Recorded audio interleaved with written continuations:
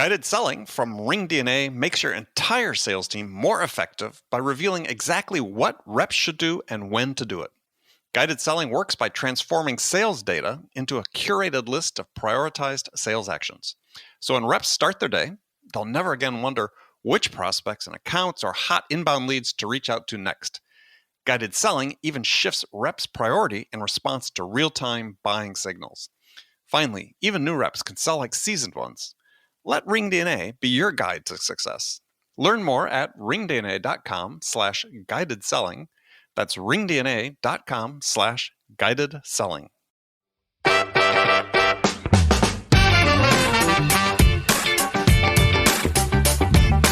The other one that happened was an individual who positioned themselves. We were going to hire them for a role of installing for us, and they positioned themselves as being the leader of a team, an SAP team that was doing implementations. And it was over a segment of the SAP software suite because nobody installs it all, right? It's just a monster.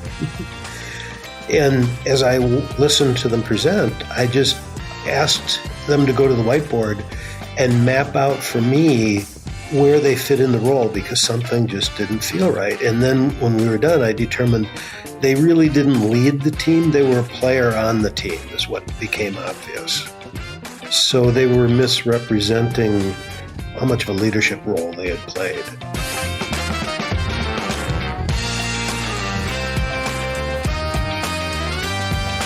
Hi, friends. Welcome to the Sales Enablement Podcast. I'm your host, Andy Paul.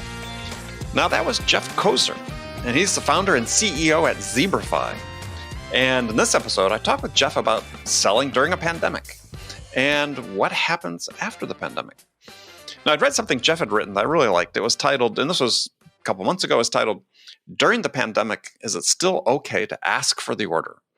And I thought that was a great title. And asked Jeff, let's talk about that. So Jeff suggests a 5-step path to follow to put yourself in position using virtual selling to get the order. And we'll dig into that. As you'll hear, the best practices in a virtual sale are almost identical to best sales practices at any time. I mean, the wheel is not being reinvented with virtual selling. However, as Jeff and I get into, there are some nuances that you need to pay attention to. We also exchange some of our thoughts about the future of field sales. I mean, will it be as gloomy as many analysts have rushed to forecast? Well, probably not, but listen and inform your own opinion. So stick around. This is another interesting conversation. Before we get to Jeff, I want to remind you to subscribe to this podcast wherever you listen to it. And if you subscribe, we'd certainly appreciate it if you could leave us a rating or a review. Thank you. All right, let's jump into it. Jeff, welcome back to the show. Hey, Andy, it's good to be back. Thanks for having me. I hear you've got your radio voice still intact. It sounds good. My radio voice. Yeah, I guess. So where have you been hanging out during this pandemic storm? So home is technically Delafield, Wisconsin on Negawicka Lake. The address is Heartland, but this is lake country out here. So it's been... I can't complain. I'm looking at the lake even as I say this to you right now. As you turn your head and look. So, Wisconsin is it's hard to go, throw a rock and not hit a lake in Wisconsin, basically. So, true, isn't it? Yeah, it is. I grew up in Madison, as we've talked about before, which is built on isthmus with isthmus. I can say that. Easy for me to say. With 5 lakes. Being on a lake in the summer was part of the culture. It's better than being on a lake in the winter, that's for sure. Well, I don't know. There's probably some ice fishermen that would probably dispute that. True. They get out there in their huts with their TVs, watch the Packers play, and escape from home for a few hours. They do. Drink some beer, do some other things. Yep. Yeah. Well, it's Wisconsin. You got to drink brandy, I think. And the beer, but got to be brandy. True. So, all right. So, one of the things we want to talk about was sort of this transition to a different mode of work, perhaps during the pandemic, and also talk about sort of what it looks like perhaps on the back end, though who knows when that will be. And interesting, you wrote this post about, is it still okay to ask for the order during a pandemic? And I was sort of curious, was was that in response to someone telling you that it wasn't? Well, I just think you have to be that much more respectful right now. Even as you try to connect with someone for an initial meeting or a follow-on meeting or certainly for a closing meeting, I think that you have to be respectful that their priorities might shift at a moment's notice during a pandemic, right? Mm-hmm, mm-hmm. That was really the point. Yeah, well, you put together this 5-part path. I wanted to go through it because I thought that was very useful. And I've spoken about similar things, maybe using different words. But your first part of your 5-part path was to only pursue prospects where you bring great value. And I was curious, how did you define great value? Well, the whole premise of selling to zebras, as you know, is identify where you fit really well and then stay there. So it really is in the spirit of the foundation of how we got started. Mm-hmm. If you recall, when the zebra was born, when I was at Bonn. That sounds like it goes together. Born at Bonn, doesn't it? For people who don't remember, Bonn was a ERP software system. Exactly. Back in the on-prem days. That's correct. It was all on-premise software. SAP was already large and formidable. Oracle was formidable, not just in database, but in application software already at that time, although less so than they are today. And Bonn was obviously considerably smaller, but also headquartered outside the U.S. like SAP, but had no presence in the U.S. when I started, and also had no real customer base. So as a survival technique, we had to figure out who would buy from a company when it's something that runs your entire business from end to end, and it's pretty much a bet your business decision, and if not, certainly a bet your career decision when you make that choice to purchase bonds. So we figured out, to buy the unknown, not brand name at that time. Often. Exactly. Yeah, that was my my path through most of life, actually, in sales. Yeah. Sometimes we choose those because we like that role, right? Yeah, absolutely. And that's where it came from. It was out of survival. How do you find prospects who would buy from you after you go through all the work? Because you don't want to just be considered; you want to win. Exactly. Right. So, and we used to say we worked harder to get our first appointment than SAP worked to get a deal. That's so familiar because I for my part, I wasn't selling software. I was selling mission critical communication systems that companies were basing their business on.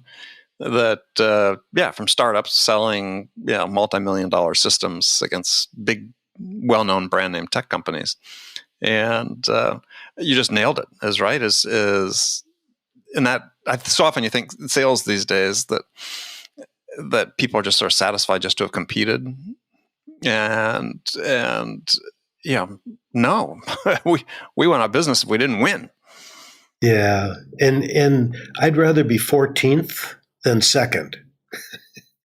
Well, yeah, I would have jumped ship earlier if I knew I was going to be 14th. Yeah, but the idea is to get out early, right? It's a metaphor for getting out earlier. Yeah, versus exactly. expending all your resources only to lose. Yeah. Yeah, it's interesting. Sort of maybe off track here completely from what we were talking about, but to your point, just getting back to your point about winning, as one of the things I see, and at least in a lot of SaaS companies, is being satisfied with low win rates. Drives me nuts. Most companies actually have low win rates. Yeah, because they very efficient at top of the funnel, getting activity into it, and sort of content to play the odds. Yeah, it's also another one of the basic tenets of zebra selling is that you pursue those prospects where if you stayed within the profile that the perfect prospect defines, you'd close up to 90% of the business that you pursue. And most people especially CFOs, when you make that claim, they don't believe it. Most salespeople wouldn't believe it. True, but CFOs are sort of born with that skeptic gene, so they violently don't believe it. But we have lots of proof, and that's a great place to start out with, is with a challenge, with an audacious claim that you can actually back up. It's a little bit like being Muhammad Ali, right? Well, I mean, let's stay on that path then. So, yeah, we've got this, and we'll come back to what we're originally going to talk about, but because it gets this idea of, you said only pursue prospects for being great value, is if you're doing that, then you should be able to win a much higher fraction of those deals. No doubt about it. And what a good crisis affords us, and I say that purposefully, a crisis eliminates the wheat from the chaff, right? I mean, just to wax biblical for a second, it separates out the pretenders from the contenders, because and it forces us to get better, because the only solutions that actually are going to get bought today are ones where you can demonstrate that you bring unique value. And I believe you have to have a business case to back it up.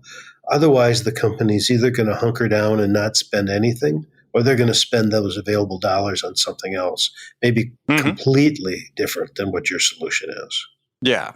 Well, we're gonna talk about that part later on, because I think that's a critical part that gets overlooked. But to me, that when I was looking at this and thinking about the great value, is one of the things I've been speaking about during this time, is as others have been as well, is I believe the key is what I call speed to value, or speed to outcome, which is, I like that. Can you identify those urgent problems, still part of the key strategic initiative of the company, but maybe it's not this gigantic transformation project they're going to do, or this big expensive initiative, but there's still something in there that they need to get done. They need to get solved. They need to achieve something. And you have to identify those. If they get something with a quicker, more demonstrable ROI at this time, especially if you're going into a new logo, you get in as a valued partner, especially if you demonstrate that quick ROI, speed to value, you're in. And there's a lot of value to being in. You're in the accounts payable system, which with a larger company is not necessarily a small thing either. But your speed to value is a smart phrase, because it speaks to risk. It lowers risk. If there's quick speed to value, it's an easier yes, because they believe they will actually achieve some value.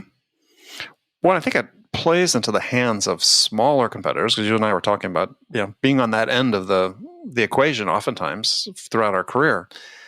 Is I found, as a smaller supplier, this approach was played to my advantage, because especially the bigger guys hated, even in non-pandemic times, they hated to have deals de-scoped. I mean, because they had bigger quotas and they had bigger nuts to hit. And if you could really narrow down the focus and find those things that are the most urgent, most pressing, that, to your point before, is help de-risk it. As a small supplier, that's a very effective way to compete. That's another really good observation. You're right. I mean, you might even eliminate some competitors because it isn't big enough for them to move the needle, so they lose interest. Exactly. And the thing is, it plays to the customer's advantage oftentimes, because, to your point, in mission critical or critical business solutions problems you're dealing with, something could be at stake for these people personally if they make the wrong decision. But give them a way to prove to everybody else that, we can bring this system in, it integrates with our system that we're doing now, it provides this quick ROI. If you're a smaller competitor, that's the path you want to take. I always call it, start with the smallest logical relationship you can start with your buyers.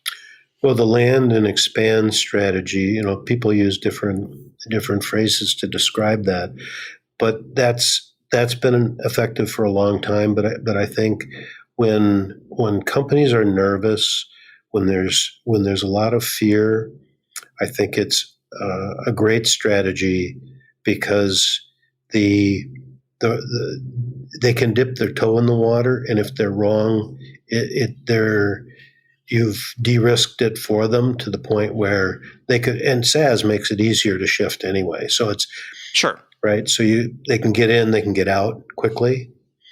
But that also raises the risk for the supplying company. So you and I, who are selling a solution that is a SaaS, we have to make sure that we over deliver, or we could get eliminated very quickly, right? So, well, I think that's where the speed to ROI comes. Is I think in normal times, land and expand is, we're going to put this in. Yeah, we sort of got a year, figure it out, because then, maybe the renewal's a year or maybe it's 2. It's like, no, what can we do that in 90 days, they've got a return coming. That's ironic. Right? Or That's 120 ironic. days.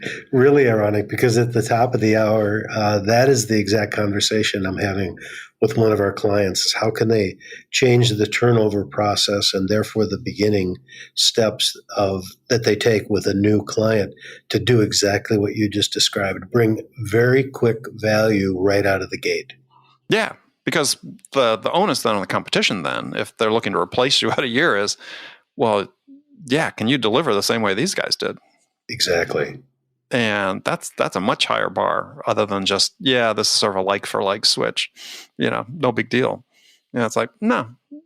Yeah, in the absence of other sort of heavy switching costs, the way you make it the switching costs more tangible is have over delivered, as you talked about.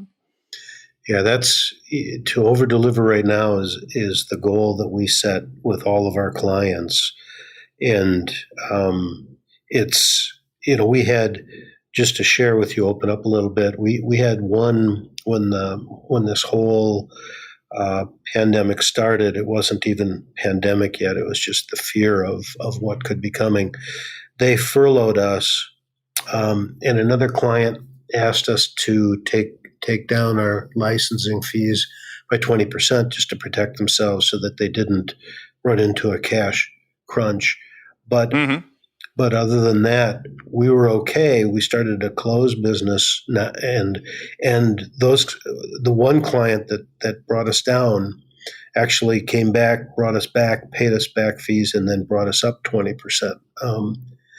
And so we've been made whole. Now, we did lose one; they've still furloughed us, but so the over delivering did pay off. I mean, we put a lot into it to help them and prove that. Well, they saw the results, the sales results, so that worked out pretty well. But that made us nervous right at the beginning of this whole scary time.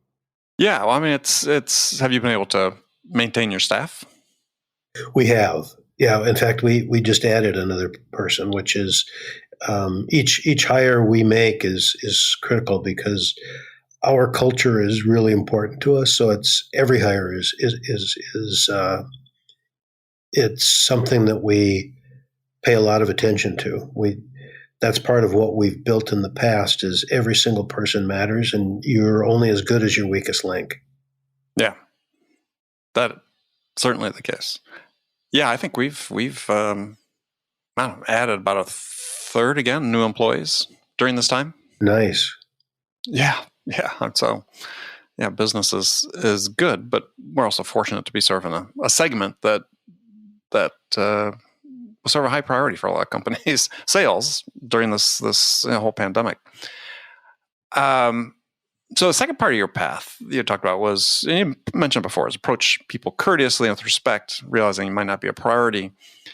But there's a couple things that you said that just, for me is, and I know you, so I know you believe this, but it's like, isn't that always the case? That's how you want to approach prospects?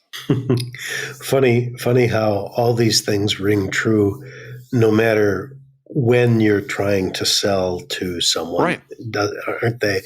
But it's just like so many of our values that we prioritize as we get squeezed during something like this, they become even that much more pronounced, that much more important. Yeah, I mean, I was in with a conversation with somebody, recording one about just sort of how infuriating all this content that's put out there over the last several months about now is the time to lead with empathy. And I'm thinking, what crap? You should always be leading with empathy, right? I mean, it's just like, I think it's, to your point, is crises are a good time to reflect and to focus on best practices, because if you and time to sort of reinforce them or whatever you need to do. It's if this is sort of new to the game with some of these things at this point in time, it's not going to come across as very authentic.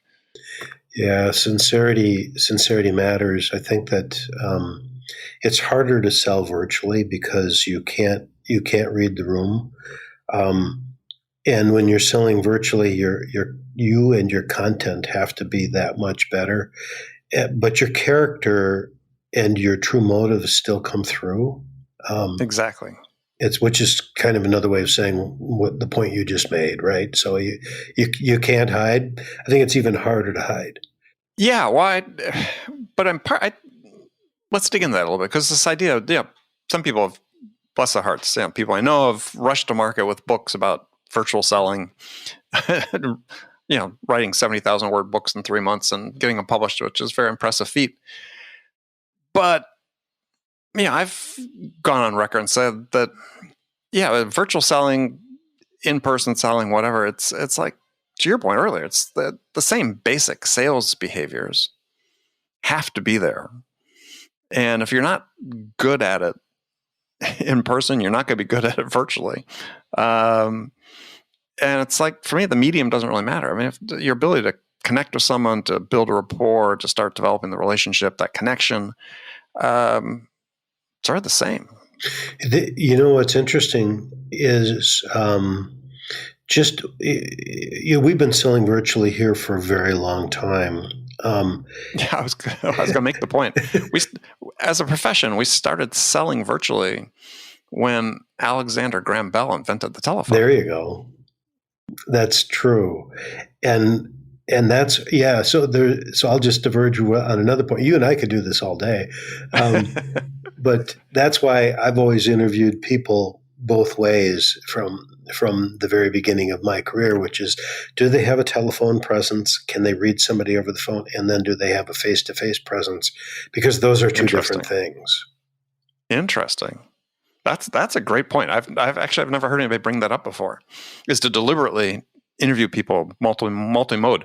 So would you do it, by necessity? You'd do it on the phone and over Zoom or something today? So I do it over both today, over a mobile, over a cell phone, and over Zoom today. And I always have them present something to me too, because I think that's something that you can see, or ask them to do a task. Like I'll ask them to read our book and to come back with questions, or to highlight the things that impacted them, because if they'll do that step, that means it's something they really want. Mm-hmm. Right? And a presentation tells you, I've so many times in my career, I've almost made a mistake where I would have hired the person, and then I watched them present back to me, and then I didn't make the hire. Because what did you see? Well, in one case, I saw it was someone who was attractive. It doesn't matter what your gender is, but they were attractive, and they used that really effectively in a face-to-face interview.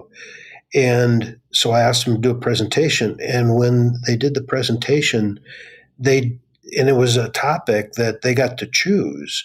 I did not feel that same presence. I didn't feel that same command of the flow, and I didn't want. I made a decision that I would feel uncomfortable buying from this person, or potentially even allowing them a second meeting. Interesting. That's probably the most glaring example. The other one that happened was an individual who positioned themselves. We were going to hire them for a role of installing for us, and they positioned themselves as being the leader of a team, an SAP team that was doing implementations, and Mm-hmm. it was over a segment of the SAP software suite because nobody installs it all, right? It's just a monster.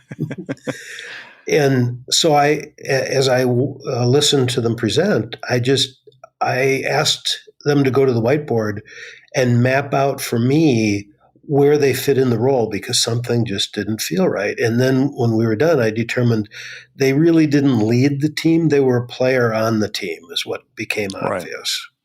Right. So they were misrepresenting how much of a management position, how much of a leadership role they had played. Which people fudge all the time on resumes. They do. And I have another. I wonder, do you think LinkedIn is changing that or exacerbating it? Because, yeah, if you put something on LinkedIn, anybody can come see it. I mean, former peers. I mean, there's lots of people who could take a look at it and say, well, that's BS. That's not what happened. I wonder if it's having any sort of impact that way or whether you've seen that. I don't know. I would hope that you can't fix stupid. So it's probably still out there.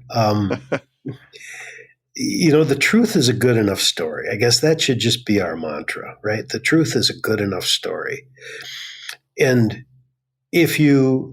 I'm sure that people will embellish because they put it in writing before, and they don't even think about the fact that so many more eyes are on it. I mean, think about what people do and say and link to on Facebook, for example, right? So I think that it is, I bet it's probably the same. I'll bet the number of people who stretch the truth on paper versus in electronic form is the same. Interesting, yeah. Yeah, unfortunately, probably true. I mean, I always think back to, I think it was Mark Twain saying, if you never lie, you never have to remember anything. Yeah, or you have to remember less. That's true, right? Right. No matter where your sales team is working from, RingDNA can enable them to be more productive and effective.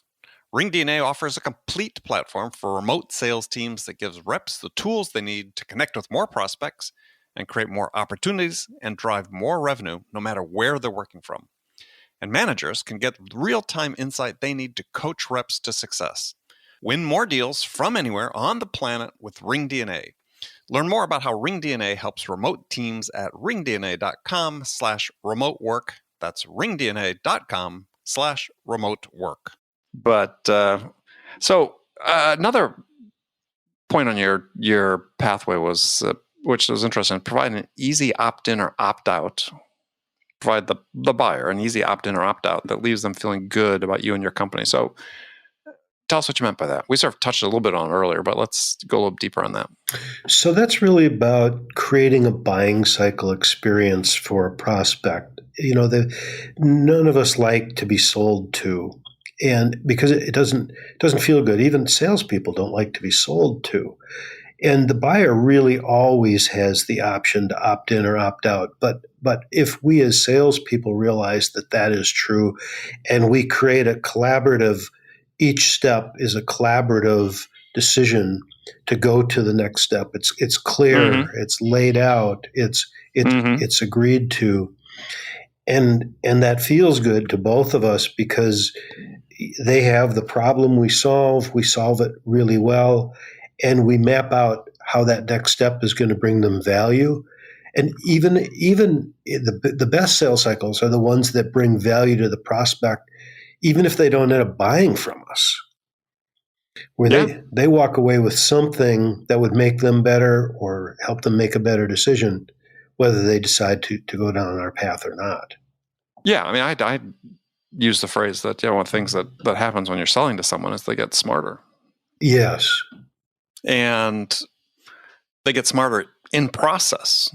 And this is why sometimes I caution people against getting too rigid in their sales stages and their exit criteria and so on, and assuming that one defined process is going to apply to all prospects uniformly, which it won't, is that the prospect's getting smarter. And so they oftentimes, in my experience, companies I've dealt with, is their requirements begin to shift through the sales process. And so you have to continually be reevaluating, asking the questions, to your point, getting agreements that, hey, these are the choices we've made so far about how we're going to proceed. This is the next choice we're going to make. And in the absence of that, if you're just bullying straight ahead, you're going to create a lot of friction. And the friction comes in the form of this term that Jonah Berger has written a book, a Wharton professor wrote a book called The Catalyst, Catalyst, how to change people's minds. But research showing that everybody has this sort of, I call it a cognitive bias, which is persuasion resistance. And we all have it. We do. And so if you're just bullying ahead, sort of, this is our process, this is where we're going to go, we're pushing you forward, people are going to dig in their heels. And that resistance is the very definition of friction. Well, and if the next step is mapped out not for your benefit, but for the prospect's benefit, then you're really nailing it. And that's part of what I'm abdicating as well. It's just that you should be thinking from their side of the desk. What would you want to do if you were buying this solution? What would help you decide if this was the best solution for you? Not only to solve this problem, but that this is something that you should solve versus, like we talked about before, spending money on something alternatively, maybe not even related to what you're talking about with that prospect. Yeah. Okay. So the fifth of your points in your path, which I wanted to get into, is you said, ask for the business. Only if you verified the prospect as a business issue and you verified the value of solving the business problem. Now, that last part, I agree with 100%, but I rarely see sellers do that. And for me, you don't have a qualified prospect, really, fully qualified prospect, until that takes place. You don't. And the reason most salespeople don't do that is because we haven't given them the tools to do that. Their organizations, their sales operations group, their VP of sales, if they're an individual contributor, they haven't been given the tools and been taught how to do that, Andy. Very few companies have tools that go beyond maybe a simple ROI spreadsheet. Very few have a guided selling path where you can identify on the front end, first of all, like we talked about, they are a zebra, meaning they're a really good prospect for you. Mm-hmm. They have business, you found evidence that they have business problems that you've solved. Then you have proof from customers who are just like them. And that proof should include the metrics. So if you've solved those problems for others that are like them, what value did they say in their words that you created for them by solving those? And if that's the foundation of how you prove it to them, then it's more believable because it doesn't come from you. It doesn't come from your marketing department. In fact, it's not, we say it's not the voice of the customer, or it's not the voice of the salesperson. It becomes the voice of the customer. And the voice of the customer is more believed because they said it in their own words, even if it's not quite as eloquent. They said it in their own words. And that's how you prove it. That's the piece that is missing in most processes, is the proof of value and the collaborative agreement that you are able to create that value. I think there's another step, though, that I was referring to more specifically, which was, if I was selling, which I was for years, large complex systems to a large enterprise, that if I couldn't verify that they had done their own internal planning and had quantified what they believe the value they were going to receive from achieving the outcomes they desired, mm-hmm. then they weren't ready to make a decision. That's the whole premise of hope is not a strategy, right? People don't know how to decide until they figure out they can't decide, and then they have to figure out how they're going to decide. Right. So as part of your process if you're thinking about this as a seller, is even if you have to educate the buyer about this, which you don't, because if it's a sizable commitment they're making, someone's done this calculation somewhere, right? There's somebody, the calculation had to be done to get sign off, even to proceed and say, let's invest more time in exploring this. And I've always found that the sooner you got to that point, if you could be the first supplier to get to that point with the buyer, I had a qualified buyer then at that point, the chances of them making the decision to do nothing diminished very, very severely. And which meant you're more likely to get a decision and more likely to get a winning decision. That's often what people do with an RFP or an RFI process, is they figure out the internal business case like you just described, and then via the web they pursue who might have a solution, and they assemble the list of alternatives that they're going to consider. So that's the buying side decision process, right? Realization we have a problem, quantify what it might do for us, look for alternatives, and then start to engage. And like you and I have spoken about in the past, that's why they say today that 60 to 70% of the selling is done, because they check out the web, they check out all the sources that we make available to them as companies, and they decide who they're going to look at based on what they find out there, and then they select who they're going to allow to participate in the process, which is a key part of the point you're making, is that they've determined that it's worth it to deploy resources to try to solve this problem, right? Yeah, well, I actually go a step further, which was that through those first few steps that you described, before they get to the point of deciding, I'd divide it into two phases, really. Defining what we want to do is the first phase, and the second phase is deciding who we want to do it with. And I encourage my coach teams, when I build teams, when I sell myself, I overemphasize the first part, because I want them to basically be influenced heavily by me in their decision of how they want to solve their problem. I agree. And so when they go to the part of then making a decision about who to solve it with, they put out their RFI, their RFP, whatever. Somebody picks up and says, oh, wow, this has got Andy written all over it. Yeah. That's where I was going to go next, was that what we've learned in talking with, so we abdicate that you talk with your customers, and we do that work. We do voice of the customer work as a foundation of everything that we create. Because when you do that and you talk to the decision maker at your client companies, you learn why they bought and you learn insights that you didn't have before. It's amazing. You think you know why an executive would buy from you, and you find out you didn't know all the reasons they bought. You didn't know their business problem from their perspective. And it causes you to expand your business case and your discussions and the things that you bring that uniquely qualify you as the best alternative, which does what you just said. It allows you to shape how they make that decision to move forward, what they put in that RFP, what they determine is important that a solution has to have. Yeah, there's researcher, professor, a gentleman named Paul Nutt, and where he was, maybe Indiana University. But I read him a couple books, like one of the Heath Brothers books talks about his research and so on.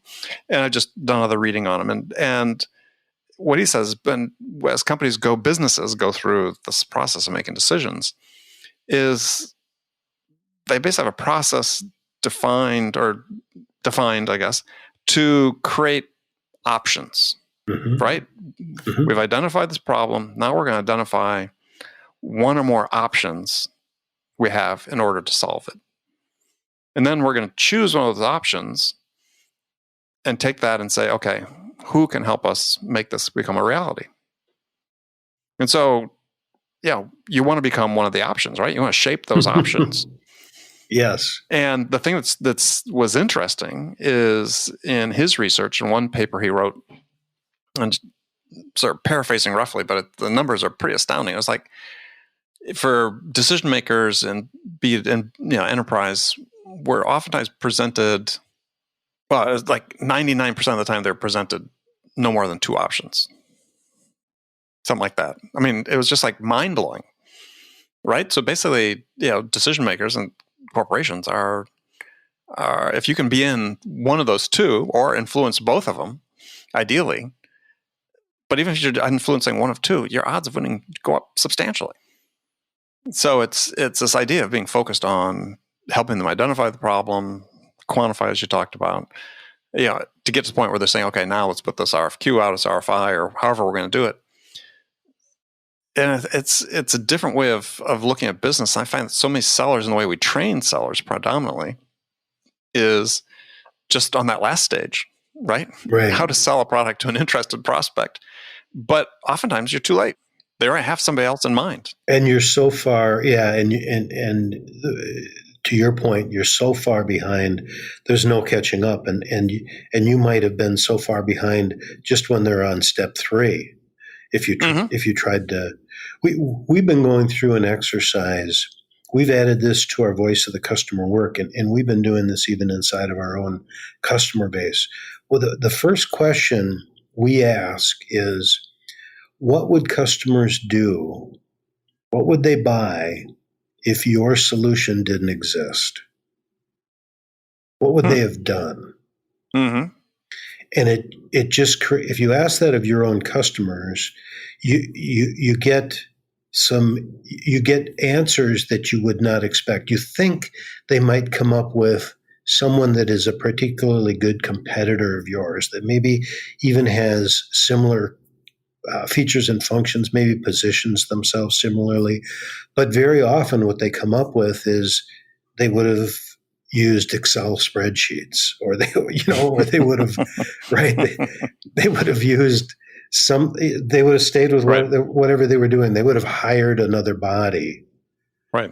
Right. It's not what you expect. So a lot of times, and this is the fundamental reason why salespeople fall into the trap of talking about their whiz bang features and functions, because they think that the prospect understands why those are important and what they even mean, when most prospects don't.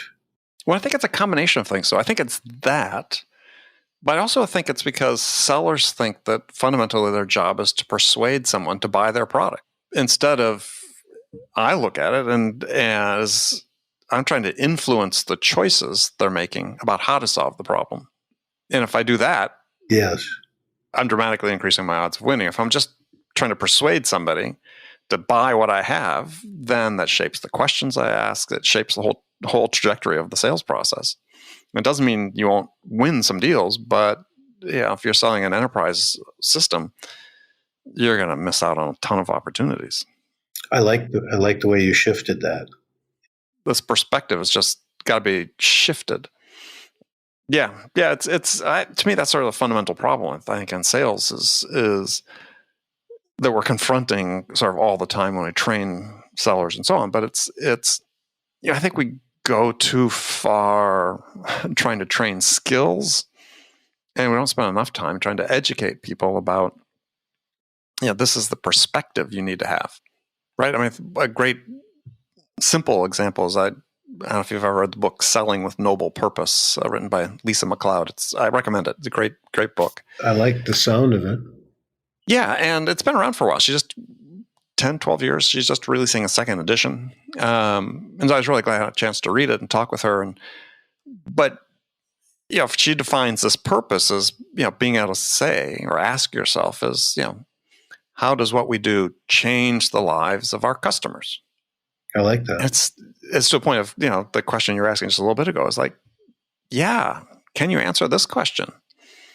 Right? You were talking about, why did they buy from us? But it's like, could you as a salesperson say, well, how does our product or service change the lives of our customers? It's kind of like what Zig Ziglar said so many times all throughout his life. If you help enough people get what they want, you'll get more than enough of what you want. Yes. Right. But it's just putting in these terms. It's a different perspective. And that's the whole point of our book is we have to shift the perspective of sellers, because it's not a matter of inadequate skills, which is what the vast bulk of training is about. It's really about, what do they think they're doing? That's why one of the things, so to help salespeople learn that, one of the things we do is we actually coach them. How do you share your Zebra live with that prospect so that you can both determine you're in the right place? And we used to do this even when it was manual, before there was software, where we would, one of my guys was a 6'3" Texan, and I won't give you his name, still a good friend. He's still out there selling.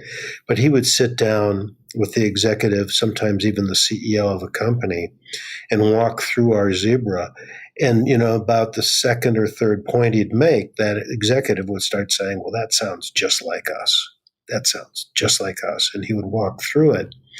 And by the time he got done, the guy would invariably say, because he had already done his homework, he knew he was in front of someone where he fit particularly well. The guy would say, well, this sounds like, an awful lot like us. And David would say, that's right. And that's why when you're done, you're going to buy from me.